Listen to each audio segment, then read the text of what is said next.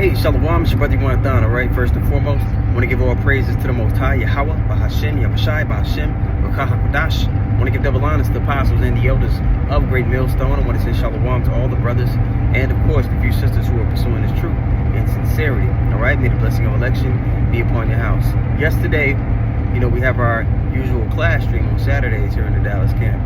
And when Apostle 𝐷𝐿𝐿 came in, he just talked about, I don't know how Christians have a leg to stand on. All these precepts that allude to the Lord dealing with a particular family, okay, that he has a covenant with, a contract with. He didn't make a covenant with the other nations.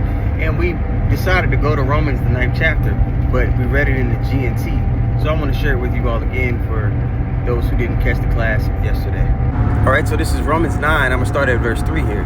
It says, "For my people, my own flesh and blood," check it out, "for their sake," possessive pronouns, "I could wish that I myself were under a curse from God and separated from the Mashiach." He was willing to say, I wish I could be a sacrifice so that these people could be in good standing. But verse 4 and 5, the point I wanted, they are God's people. He made them his children and revealed his glory to them. He made his covenants, with an S, both of them, old and new, with them, and gave them the law. They have the true worship. They have received God's promises. That's not talking about 𝐉𝐄𝐄𝐅𝐿, the whole world. Okay? They are descended from the famous Hebrew ancestors, and the Mashiach, as a human being, belongs to their race. This is dealing with a particular race of people. May God, who rules over all, be praised forever. Amen. Now, the inner conflict that the typical Christian is having is, well, you guys are making this about complexion or race. It is about a race, but it has nothing to do with complexion. You see, most people, they don't understand how the Lord deals with lineage. Okay? It's according to the seed of your father. We always bring up examples of people who are Israelites who don't look necessarily the part of a so-called black, Latino, or Native American person. And those are simply relative terms we use today. So the bulk of the people that we're talking about that fit the curses described in Deuteronomy 28, the same curses that will be upon those people until the Lord return, pursuant to Revelation 22 and 3. Alright? But I always give this example, and I've been giving this example since I came in. If I have a handful of orange seeds, and I plant some here in Texas, I plant some in New York, I plant some in China, Korea, Russia, Ukraine, I plant all these different orange seeds in these different lands. The lands representing the woman in this parable. And the seed, the man carries the seed. Okay? The man carries that seed. He's planting orange seeds in these different lands. Regardless of the lands that those orange seeds, that sperm was planted in, it's going to be oranges. Right? This is the same way the Lord does lineage. There's a patterns in nature and everything, in reality itself, to show you how the Lord operates. Okay? So when you go to Numbers 1 and 18, and it tells you, when they were talking about their pedigrees, their family lines, they determined it by the house of their fathers, which is the opposite of what the small hats do in the Holy Land, might I add, because they're perverse. And they turn things upside down. Okay? So, there are going to be Israelites in every nation under heaven because we were scattered. And these Israelites that were scattered into all these different nations are going to come looking like these different nations. The deciding factor is the Lord has set it up to where the only people who the full gospel of what we're teaching is going to resonate with is if they're Israelite. The scriptures say, the Spirit bears witness with our spirit that we are the children of God. So if somebody doesn't look like a so-called black, Latino, Native American, and they're able to comprehend this gospel, and not just comprehend it, but walk in it, they only can do that if they're an Israelite. So it has nothing to do with skin color or complexion. Now, don't get it twisted. the bulk of our people are going to look like so-called Black, Latino, and Native Americans. But they're going to be Israelites. There's going to be a great multitude that don't look like those people, but they're still of that seed. They're still of the seed of Jacob. You understand? So let's get that precept I quoted. When you go to Romans 8:16, it tells you what? The Spirit itself beareth witness with our spirit that we are the children of God, people that are of this family line. All right? And they're of the elect of this family line. Because just because you're an Israelite doesn't mean you're going to receive salvation in the day of the Lord. Okay? 2/3 of our people, pursuant to Zechariah 13:8, are going to be destroyed here. And that's not a number that we can reduce or, turn around. We can't disannul what the Lord has spoken. All right? Because he's not a man that he shall lie. So whatever he says is by default. Reality is going to form around his words. He's the master of the universe. Okay? The Spirit itself beareth witness with our spirit that we are the children of God. Okay? And if children, then heirs. These are the people that are in the contract or the covenant with the Lord. So there's particular perks that they get for being in that covenant when they hold up their end. And our end truly has been held up by his right hand, who the world ignorantly calls Jesus, whose true name is 𝐉𝐿𝐿. He delivers. Okay? Heirs of God and joint heirs with the Mashiach. If so be that we suffer with him, that we may also be glorified together. Okay? Say this again for you.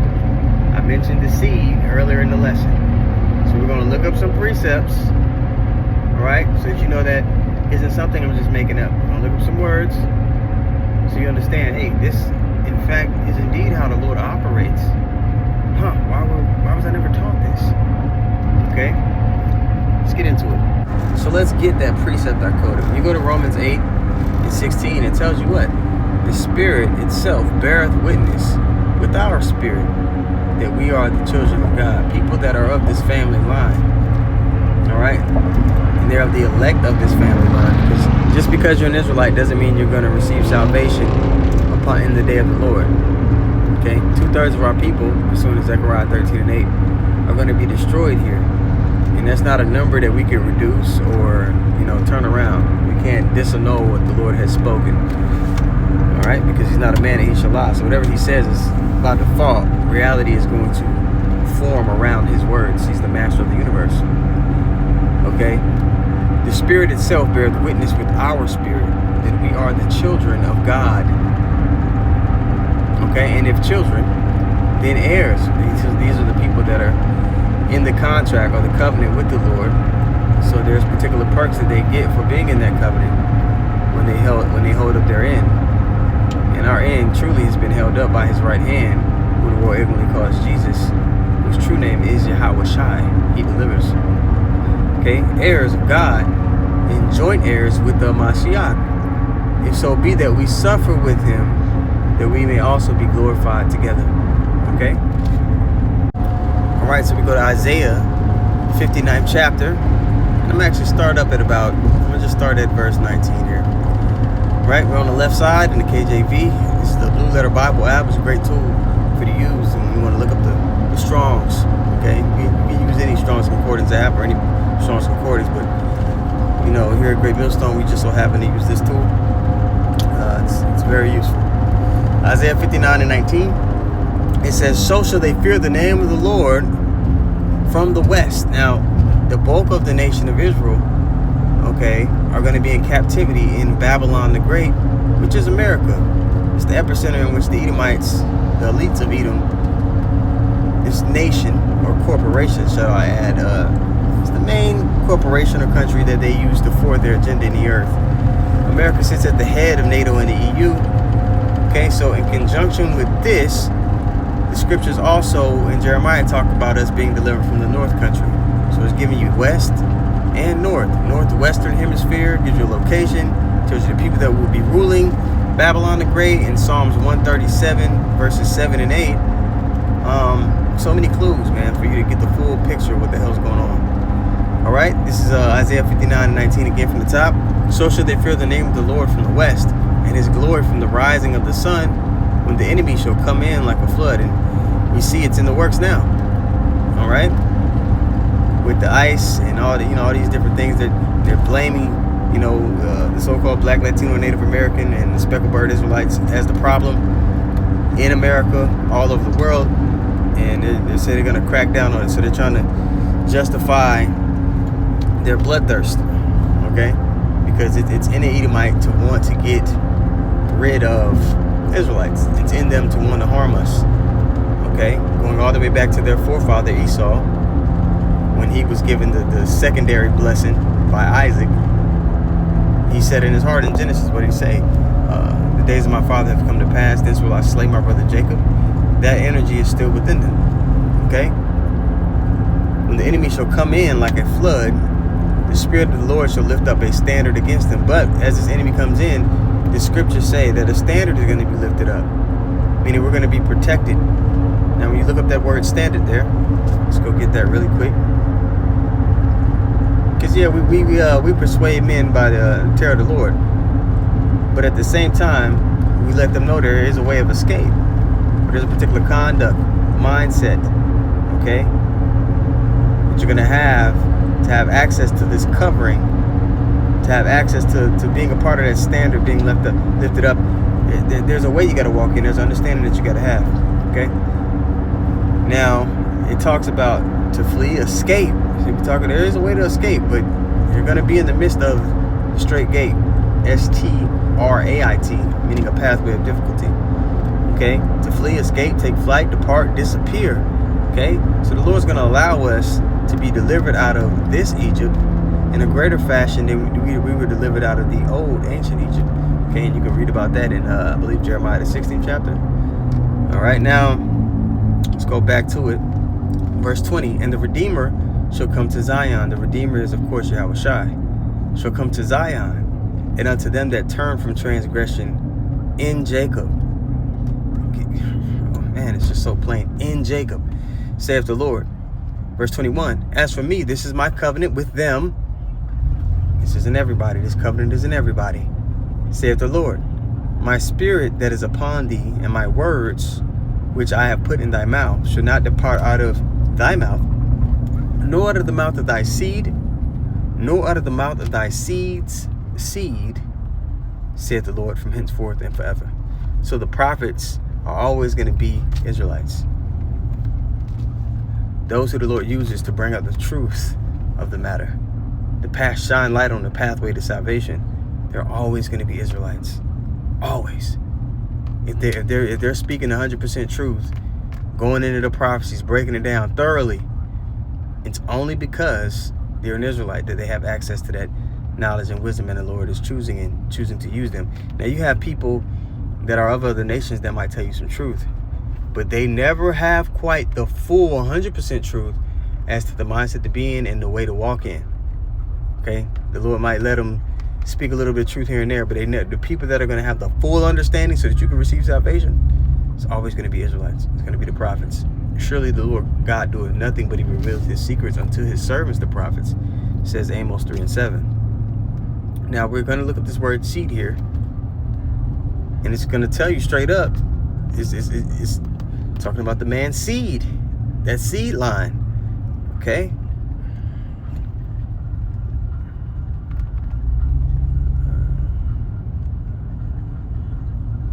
Yep, seed here. Is a rye. Okay. And it says seed, sowing, offspring, semen. There it is. There it is, man. Posterity, children. The Lord deals with a seed line. And again, it's not going to have nothing to do with complexion, especially at this day and age, because we've been scattered into every nation under heaven. Okay? When Paul went to the other nations, these cities, these old Greek cities, it's because there were Israelites dwelling amongst those people. The same way we're Israelites living in America. The same way you have Israelites in Nigeria. The same way you have Israelites in South America. The same way you have Israelites in Korea. The same way you have Israelites in the Polynesian islands. The same way you have Israelites in Spain and Italy. We've been scattered into every nation under heaven due to the captivities. But the last great captivity we'll be in is here in Babylon the Great, in America. And this is where the truth All right, this is where the dry bones began to stand upon their feet. This is where our nation, the leaders of our nation, woke up out of that dead state, that dead spiritual state that they were in. It's just simple. Now, understanding that it has nothing to do with complexion, that the Lord, in fact, does with a seed line. All right? You're still going to have Christians that come up with that same old argument, like, that's what we're teaching. At least not here at Great Millstone, it's not what we teach. Okay? It's not that simple. It's not that low-level argument about skin color. It's about the spirit that's within a man. And if the spirit that's within a man truly resonates with the fullness of the gospel, it's because they're an Israelite. But just keep in mind, and this video is for people that are new. Just keep in mind, man, don't waste your energy trying to argue with somebody who doesn't see the bigger picture of what the hell we're talking about. That's such a low-level argument when so much prophecy is going on. This is such a low-level, topic. This is a day one topic, which most people are going to be surface level in day one, because it's just how any walk of life is. Most people don't really know in depth what the hell they're talking about. Yeah. Don't waste your energy with people who can't get past that the day one topics. If you're stuck in day one topics right now, man, you're not going to be able to stand stiffly as the test really starts to crank up. So Abaratazah, this lesson was edifying to whom it was meant for. I want to give all praises once more to Yahawah, Bahashem, Yahawashi, Bahashem, Rakahakudash. I want to give double honors to the apostles and the elders of Great Millstone who taught us the truth and rule well. I want to say shalom to all the brothers and, of course, the few sisters who are pursuing this truth in sincerity. May the blessing of election be upon your house. Shalom.